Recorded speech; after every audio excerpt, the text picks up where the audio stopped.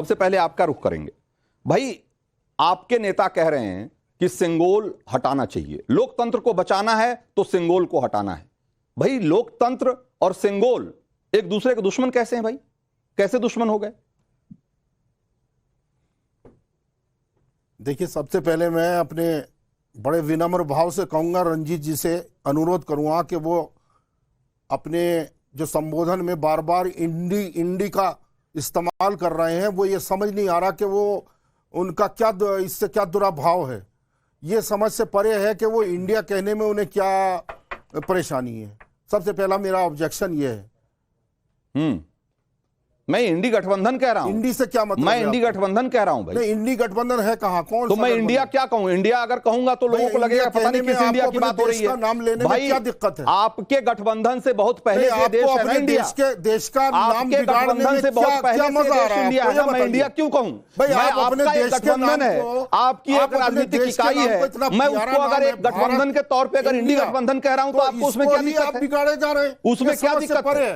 नहीं, सैयद अली अब्बास, मैं कह रहा हूं कि आपके इंडिया, एक मिनट सैयद अली अब्बास, आपने एक साल पहले एक गठबंधन बनाया, नाम रख दिया इंडिया, लेकिन आपके इंडिया के नाम रखने से पहले इस देश का कई 100 सालों से इस देश का नाम इंडिया है। तो भाई, मैं अगर इंडिया क्यों कहूं? मैं आपकी एक राजनीतिक इकाई है, एक गठबंधन है, मैं उसको इंडी गठबंधन कह रहा हूं, तो ताकि लोग समझ पाए उसको कि मैं किस इंडिया की बात कर रहा हूं। मैं इंडिया कहूंगा तो लोग कंफ्यूज होंगे ना कि भाई मैं किसकी बात कर रहा हूं। देखिए हम विषय से भटक रहे हैं, इसीलिए मैं कह रहा हूं आप विषय पे आइए। प्लीज आप विषय पे आइए, ऐसा ना कीजिए। आप विषय पे आइए। मैंने आपसे पूछा कि सिंगोल और लोकतंत्र, सिंगोल और लोकतंत्र एक दूसरे के विरोधी, एक दूसरे के दुश्मन कैसे हैं कि जब तक सिंगोल नहीं हटेगा तब तक लोकतंत्र नहीं बचेगा? इस सवाल का जवाब दे दीजिए बस। देखिए, सिंगोल की बात हम बाद में करेंगे, पहले आप अपनी भूल सुधार करिएगा।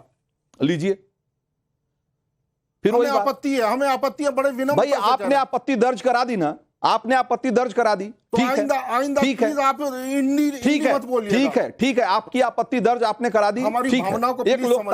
एक लोकतांत्रिक उसमें डिबेट में ये बात चलिए, आपने कहा, हमने सुन लिया, हमारा बड़ा विनम्रता से आपसे अनुरोध। अब आप बताइए कि लोकतंत्र और सिंगोल एक दूसरे के खिलाफ कैसे हैं, एक दूसरे के विरोधी कैसे हैं? देखिए, ये तो इससे ही जाहिर है कि जो आपने अपने संबोधन में कहा है कि राजशाही और जनतंत्र। देखिए, राजशाही और जनतंत्र एक तो हो नहीं सकते।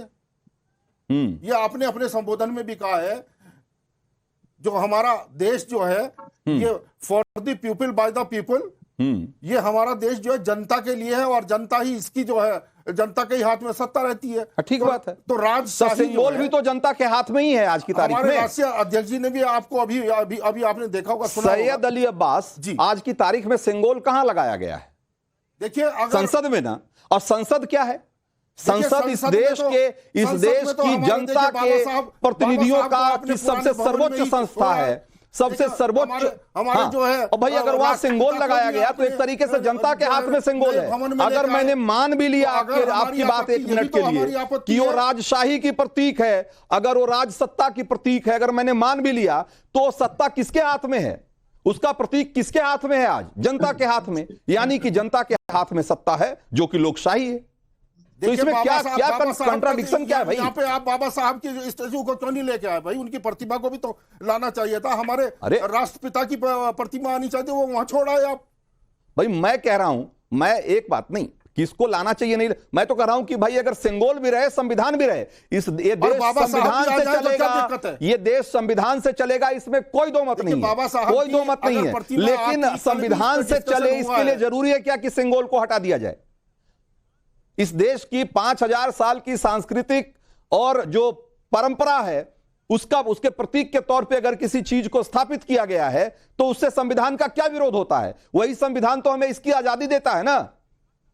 सैयद अली अब्बास, वही संविधान कहता है कि हम अपनी इच्छा के अनुसार हम अपनी सांस्कृतिक विरासत का सम्मान करें, उसको बचाएं। उसका विद्वानों के बीच बहस हो जाएगी तो कोई किसी को एतराज नहीं होगा, लेकिन कम से कम इतना भी सोचा जाए कि बाबा साहब को भी यहां आना चाहिए था।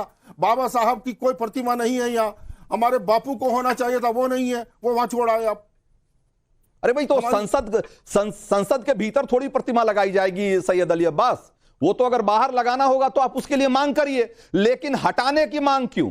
हटाने की मांग आपको अगर चाहिए कि आपको अगर लगता है कि नहीं बाबा साहब की प्रतिमा लगाई जानी चाहिए, अगर महात्मा गांधी की प्रतिमा लगाई जानी चाहिए, तो आप उसकी मांग करिए ना। वो परिसर में हो सकता है लगाई जाएगी, उसी परिसर में पहले भी लगी हुई है, उसी परिसर में पहले भी लगी हुई है। देखिए एक तरफ इसलिए राजशाही नहीं नजर आ रहा है, लेकिन वो सेंगोल से क्या विरोध है? मैं तो पूछ रहा हूं, मैं जो पूछ रहा हूं उसका जवाब दीजिए। सेंगोल से क्या विरोध है आपका?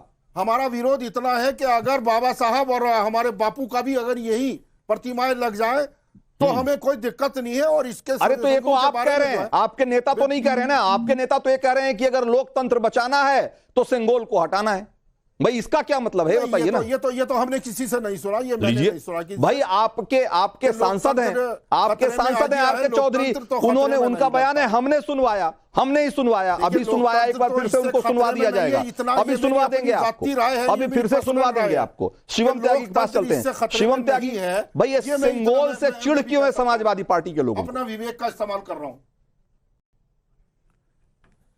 देखिए रंजीत जी, मुझे एक चीज समझ में नहीं आ रही कि हम संस्कृति से इतना अपनी भागते क्यों हैं, और किस बात का डर और किस बात का इतना मतलब संस्कृति को लेकर इतना जहर क्यों है, और राजाओं से इतना जहर क्यों है। ये देश संविधान से चल रहा है, संविधान से चला था, संविधान से चलेगा, कोई इस बात को डिनाई नहीं कर रहा है। लेकिन उसके साथ साथ आपका एक सांस्कृतिक इतिहास है हजारों हजार साल का, जिसको चाहकर भी कोई नहीं मिटा सकता। आज तो देश जो है संविधान से चलना ही है, इसमें कोई दो राय नहीं है। इसको भी कोई बदल सकता है? कभी जीवन में नहीं बदल सकता। इस देश ने एक्सेप्ट किया है संविधान को और आजीवन करेगा, और जब तक ये देश रहेगा संविधान रहेगा। लेकिन संस्कृति से इतनी नफरत करने की आवश्यकता नहीं है, राजाओं से नफरत करने की आवश्यकता नहीं है आपको। राजा तो राम भी हुए, क्या नफरत करेंगे उनसे? जो अखिलेश यादव राजाओं से इतनी नफरत करने की बात कर रहे हैं, तो राजा तो द्वारिका के कृष्ण भी हुए, उनको भगवान मानते हैं, आप उनसे नफरत करेंगे क्या? वीर शिवाजी राजे भी, वो भी राजा हुए, उनसे नफरत करिए। पृथ्वीराज चौहान भी राजा हुए, उनसे नफरत करिए। कितने लोगों से, महाराणा प्रताप भी राजा हुए, उनसे नफरत, कितने लोगों से नफरत करोगे भाई? और ये क्या कि ये राजशाही नहीं है, बिल्कुल नहीं है राजशाही है। लेकिन ये जो राजा इस देश में रहे वो भगवान, वो हमारे देश के मार्गदर्शक, और उन्होंने बहुत कुछ किया। अगर उनसे सीख लेकर इस देश में लोकतंत्र में किसी चीज को कहा जा सकता है, और लोकतंत्र में तो जनता राजा होती है, उसी को देखते हुए अगर जो है सेंगोल लगाया गया पार्लियामेंट में, संसद में, तो मुझे लगता है किसी को कोई दिक्कत नहीं होनी चाहिए। आप एक चीज बताइए, आप मॉडर्नाइज हो गए, आपने एक नया फ्लैट ले लिया, आप अपने बच्चों के साथ रहते हो, आप सब कुछ करते हो, तो क्या अपने बाप दादा, परदादा के दादा के दादा की फोटो निकालकर फेंक देते हो क्या? कि नहीं नहीं वो पुराने जमाने के रीति रिवाज चलते थे, हम नहीं रखेंगे, इनको फेंक देंगे? ये कौन सा तर्क है? क्यों नहीं चल सकते हम साथ साथ? और ये बेहतर है, मैं तो मानता हूं। इस तरह की राजनीति करने से कोई लाभ है नहीं। मैं वैसे बताना तो बहुत सारी और भी चीजें इतिहास से संबंधित बताना चाहता हूं कि सेंगोल की किस तरह की क्या चीजें रही, क्या इनका आधार रहा और क्या क्या योगदान रहा। लेकिन सिर्फ अभी के लिए इतना काफी है कि जिस तरह की चीजें रही हैं, जिस तरीके से चोला साम्राज्य ने इस देश के लिए किया है, जिस तरीके से नेवी जो आज की है उसको लेकर हिंदुस्तान की सीमाओं को कहां तक वो बढ़ाकर ले गए और क्या उनका योगदान है, उसमें जाने की आवश्यकता नहीं है। लेकिन सेंगोल इस देश में और इस देश के लिए सत्ता हस्तांतरण के समय जिस तरीके से नेहरू जी को दिया गया था, मैं मानता हूं उसकी जगह सबसे सही वही है। और सरकार कोई भी हो, नेता कोई भी हो, लेकिन इस देश की संस्कृति को आप बदल नहीं सकते। ठीक है।